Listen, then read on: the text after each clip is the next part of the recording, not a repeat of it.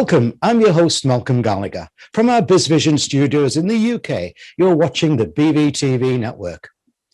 Now, it's April the 12th, an auspicious day here in the UK as the first of the easing of the lockdown starts.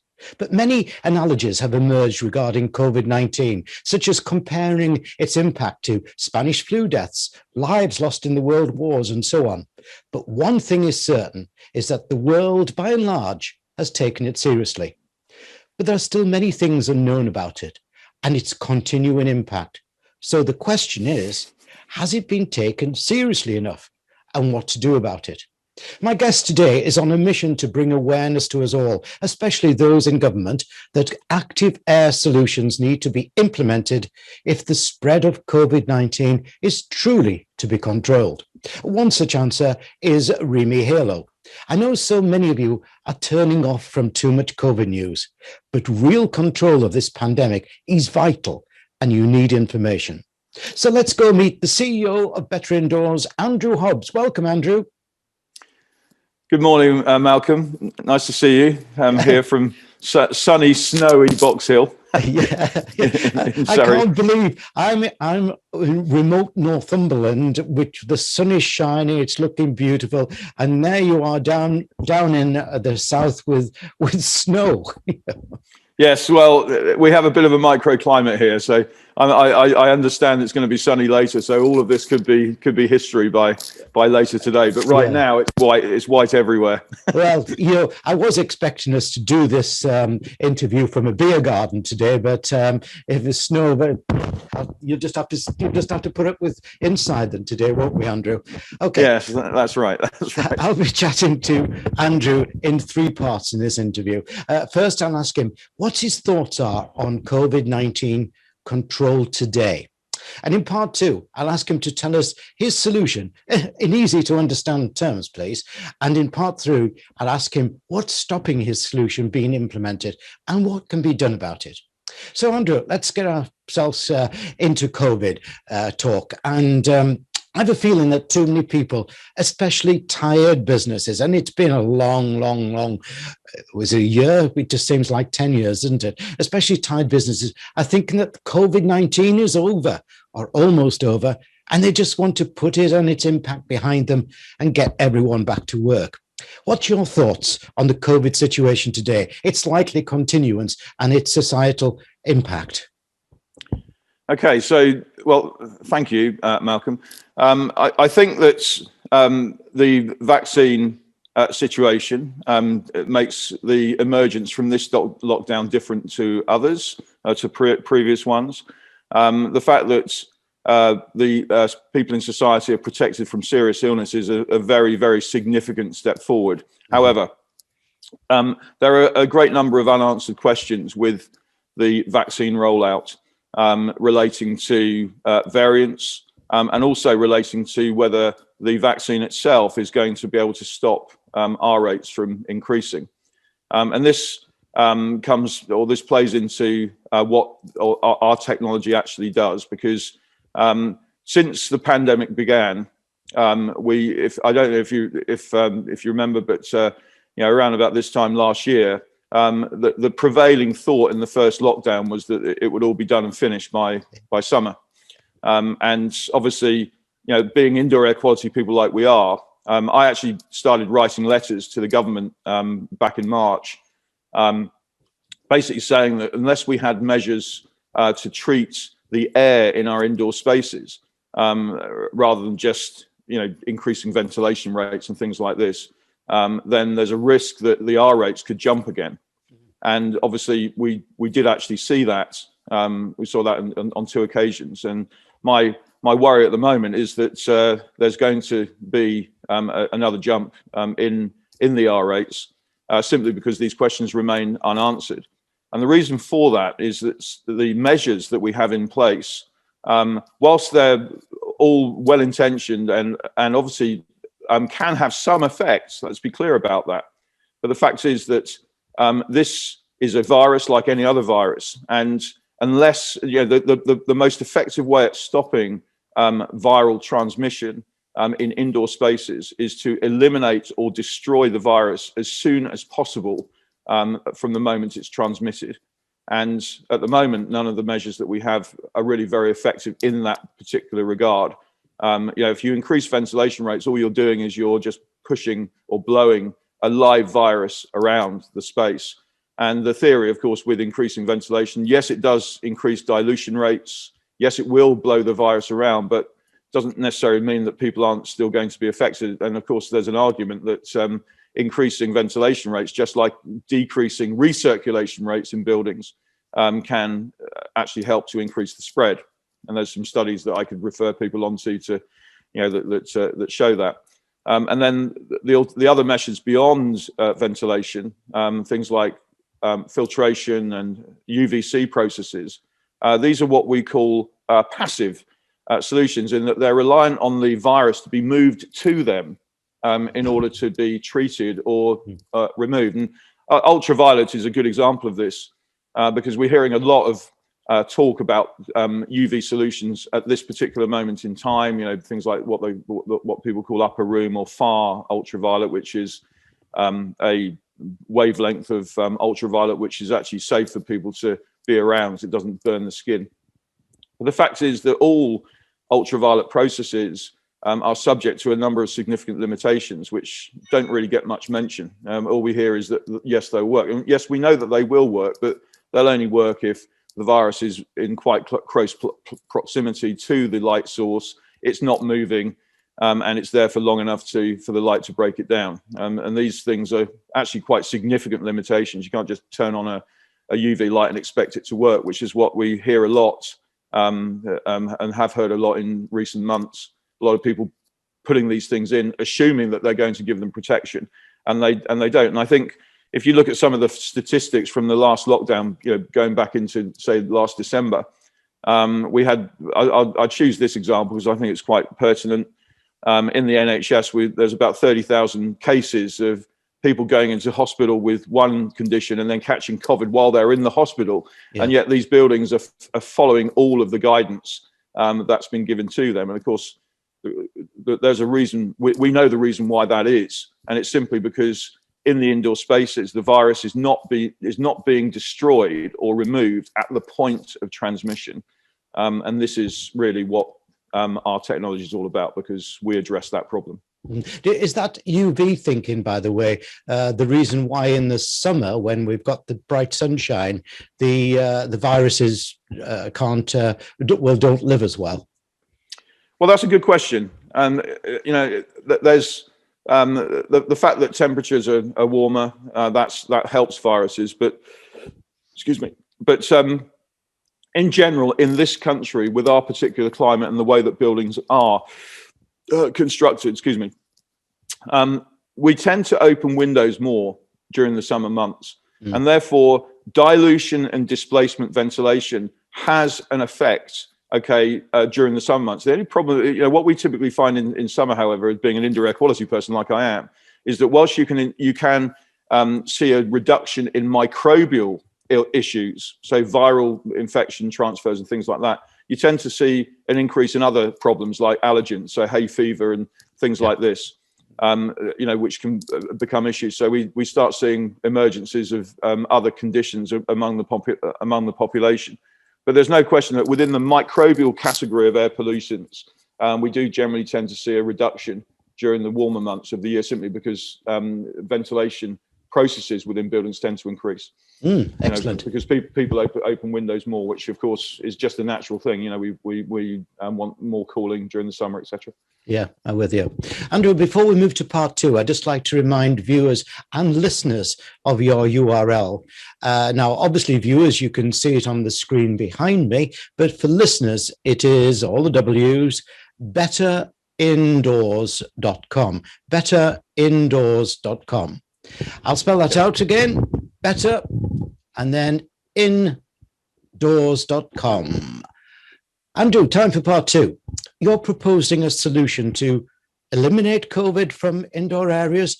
in layman's terms, please, especially for me, can you explain your solution, what it does, its efficacy, and importantly, why it's needed? And is anyone using it at the moment? Sure. Okay. So let me try and, as you say, put it in simple terms. So firstly, I think it's worth saying that what we offer is not new. It's been used, it was originally created over 20 years ago, and it's used in millions of applications in many countries around the world. Now, when I say that to people, a lot of people think, well, if it's so widely used, why is it not used here in Britain? Well, it's actually not true either. It's used in quite a large number of places here.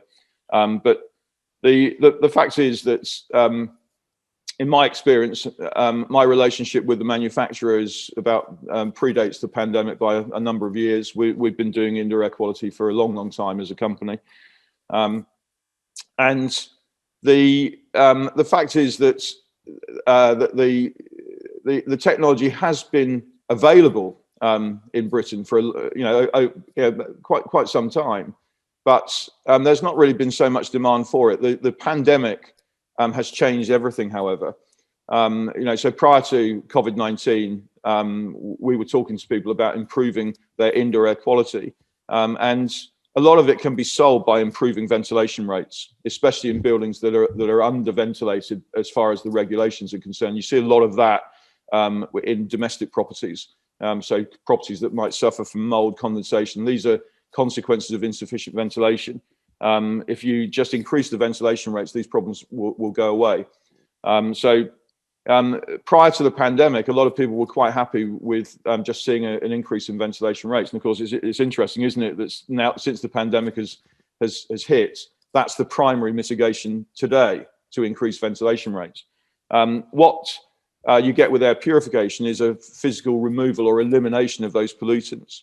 So prior to the pandemic, that was more of a sort of, oh, that's interesting, it's a nice to have. But since the pandemic, people have been more interested in seeing a physical removal. And of course, within the microbial category, we're dealing with a deadly virus with no vaccine prior to the vaccine rollout. So people suddenly became very keen to see a physical removal of that. So what does our technology do? And how is it different to the current mitigations? Well, like I said earlier, the current mitigations primarily is ventilation. That's a dilution and displacement process. It does not remove or destroy the virus instantly. Okay, the virus is blown around. There's a risk of it being transmitted.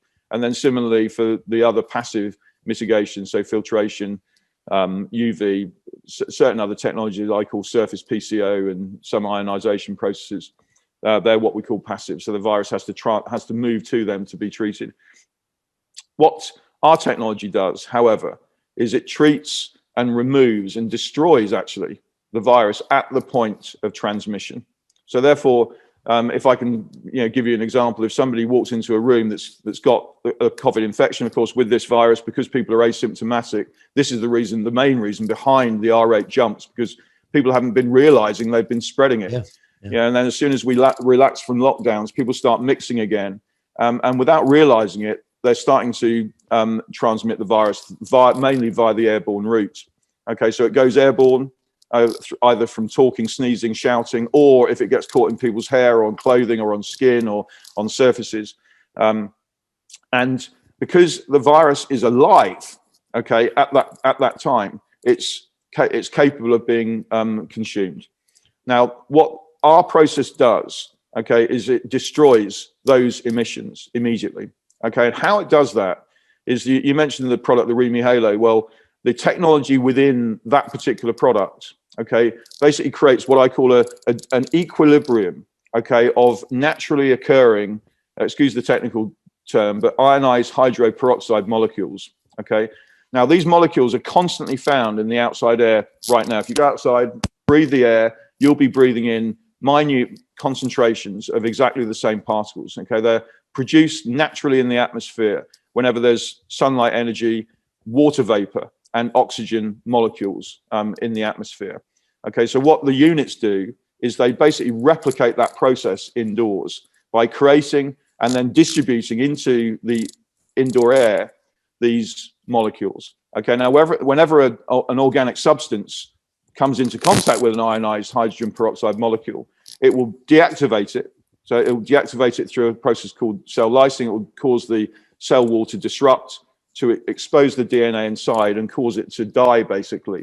And then what happens to the ionized hydroperoxide molecule is it turns back to its component parts, which are harmless water vapor and oxygen. In other words, it's a completely natural and sustainable process. And the purpose of the units is to constantly maintain that equilibrium of concentration, okay? So that when the spent molecules are spent, they're replaced by other ones. So therefore you get a continuous process of protection within the indoor space, okay? And that's basically the difference, okay, between this and ventilation and other passive processes. This is an active process. Whenever any virus or bacteria, doesn't matter whether it's SARS-CoV-2, this is any organic, and in fact other pollutants as well, so gaseous pollutants and even particulates. They're all subject to this process of oxidation. Okay, it's the oxidation process that occurs, and that process is a thoroughly sustainable process used throughout industry, and all we're doing is we're replicating Mother Nature's process of air cleaning indoors. That's what these units have been doing for the last 20 years. Wow. And it's I mean, if I can just finish by saying that the concentrations of the ionized hydrogen peroxide molecules, they're basically similar to those found in the outside air. So just to give you some numbers, those range from 0.01 to 0.04 parts per million, okay, which is basically about 2% of the official safety limits in both the UK, European Union, and the United States, wow. Which is 1 part per million. So if the outside air is safe for us to breathe, then of course air treated with this process is safe to breathe. And of course, it's been used for 20 years, millions of applications, never a safety issue. So it's thoroughly safe and proven. Sorry, just one final question. One final point to mention. You asked about efficacy. Well, the technology that we offer was, like I said, developed over 2 decades ago, and it's basically I would describe it as probably one of the most tested and sort of, it's had the tires kicked about it probably more often than most others. So I could produce a very long list of dangerous pathogens that include things like MERS, SARS, the original SARS virus, SARS-CoV-2 now, tuberculosis, Legionnaire's disease, all manner of dangerous pathogens, as well as various organic gases, so whether they be volatile organic compounds or things like hydrogen sulfide, which is the rotten egg smell, and nitrous gases. All of these are subject to breakdown by these molecules, and then also in the particulate phase, those particulates are subject to physical breakdown and what we also call agglomeration. So it's a very, very efficient and proven process. The SARS-CoV-2 testing, incidentally, is one of the only technologies in the world that's been tested. Our technology is one of the only technologies in the world that's been tested against the actual SARS-CoV-2 virus in its aerosolized form. We achieved in test conditions a 99.96% reduction against a virus that was continually introduced in a very large test chamber, about 1,300 cubic feet, I should say. 99.96% reduction against a virus that was continually introduced every 15 minutes, which is a very unique testing. We don't think that there's any equivalent of that in public health or academic, research since the pandemic hit. Okay, I've got that, Andrew, and thanks for such clearly explaining it to me. And as a layman, I sometimes struggle with a lot of technology these days, but you clearly showed me results. But if your solution is so effective, why isn't it being universally implemented? I mean, today, as we've been talking, pubs are being able to open into their beer gardens and coffee shops into their courtyard and so on. But a vast amount of the building is still unused and costly. Why isn't it pubs putting your technology into their main buildings so that they can start to reassure people? What's stopping its adoption, and what can be done about it? Yeah, well, that's a good question, because I think the answer to that is, firstly, we have a number of intermediary relationships, one of which is a specialist in the hospitality vertical. So there are actually a number of venues in the country that have our technology through that relationship. But the point is, though, is that firstly, I think one has to look at the guidance measures. The guidance measures, the official guidance at the moment, is the first mitigation is ventilation improvements, and then the second mitigation beyond that is these passive measures that I mentioned. So we're seeing a lot of companies that are just following that guidance, because and I think that it's fair to say that lots of people have every right to expect that the guidance is going to be effective. But the fact is that we know that that guidance will not give you this protection within the microbial category. It's very important, in order to stop our rates from jumping, we need to be destroying the virus at source. Now, none of these methods can do that, and they might be effective at reducing it somewhat. But as soon as people start getting back together again, and obviously we talk about getting back to normality, well, one has to have the most effective possible protections against microbials within the category. So the only way to do that is by destroying it at source. So I think that there's an element of people just following the guidance. We have a number of people talking to us at the moment who have said words to the effect of, look, we're aware of the limitations of the guidance. We want to go further.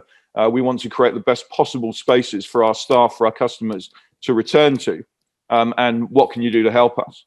So we've had that discussion going on.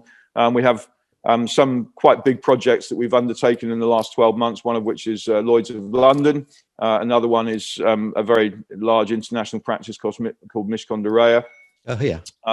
These are large buildings where we've treated the entire space.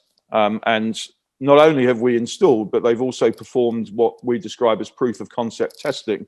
In the case of Lloyd's, they installed on an entire floor in the Lloyd's building in the City of London to prove, we basically installed there, took some random test samples, compared it to their prior work to prove that the process was meeting their requirements, and then they rolled it out. And the same thing with Mishcon.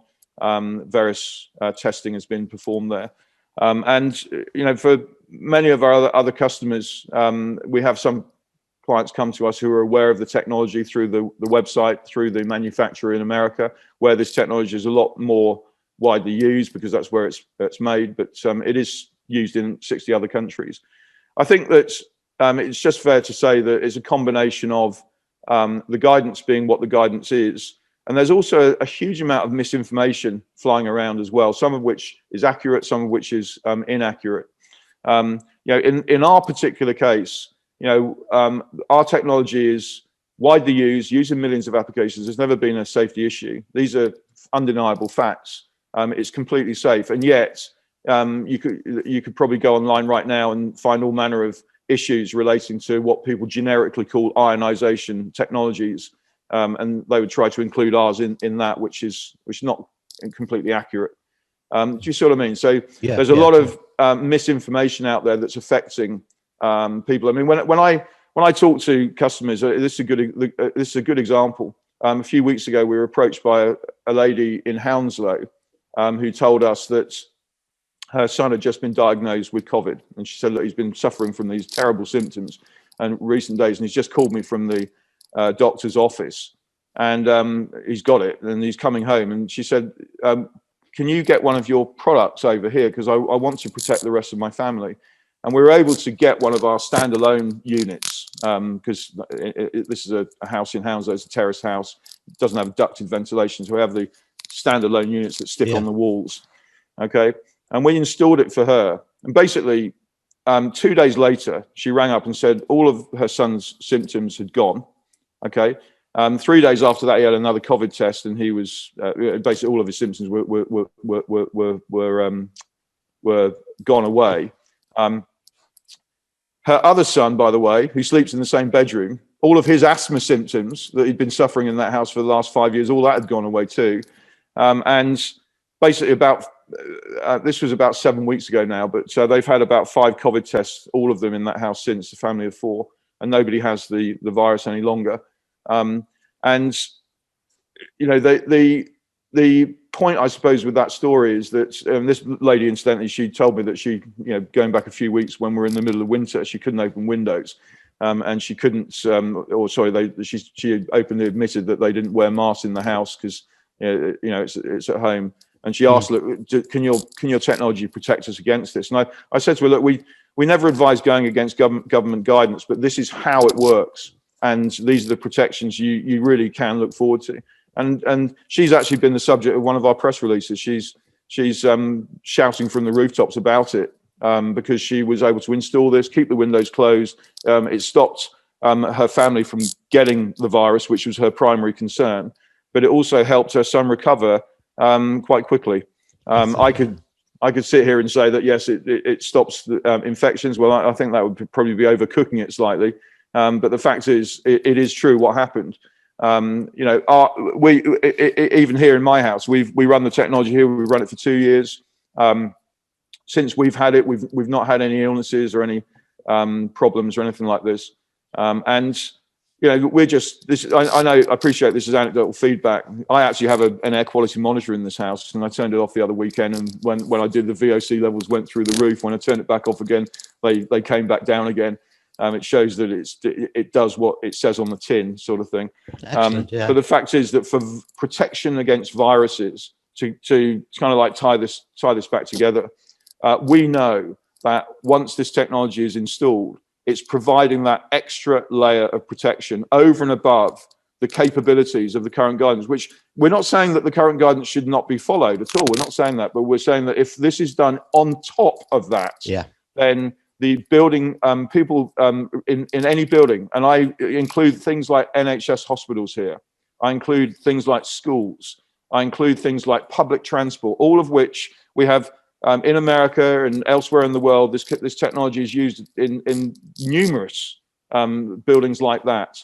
You know, there's one good example in America where hospital-acquired infections dropped. The company that installed it actually won an award a year ago for having like 4 or 5 years on the trot, having 0 acquired infections, things like this. I mean, these are real outcomes. And these are the sorts of things that we've been talking about prior to the pandemic with our customers. But now, because we have a very deadly virus in this particular category, this whole issue is coming to the fore. And we're very, very keen to spread that. And what I would like to see is the regulations changed, actually, so that what I generically call active air treatments like this can be made part of our building fabric going forward, so that at least we can avoid the potential for lockdown, so that we're giving our buildings the ability to stop R rates from happening, because we've got a process that's happening in background, which is not dependent on people wearing masks and distancing and things like that. It's just there, giving those protections that people want. I think what's quite important about you just been talking about there, Andrew, is for the leaders of businesses watching and listening to our podcasts, is that, as you say, an extra layer, and they have a duty of care to their people as well as their customers, obviously, the duty of care to the people. And there's a lot of evidence around that 1 in 4 people in the UK are thinking of leaving the business they've been working for because they've been poorly cared for during the pandemic. It's time for leaders to wake up. So just when you let your guard down is when the enemy strikes. COVID-19 is everyone's enemy and needs to be attacked into submission. Killed, as Andrew has just talked. Thank you, Andrew Hobbs of Better Indoors, for an informative and educational interview. Thank you very much indeed, Malcolm. It's very, very nice to speak to you on this rather cold, chilly morning down here, which I'm sure will be warmer later. But it's an auspicious day, Andrew. I think so. Yeah. I mean, I really do hope that we're all able to, put this, behind us and take a big step today. And let's hope that we don't have to step backwards in the future.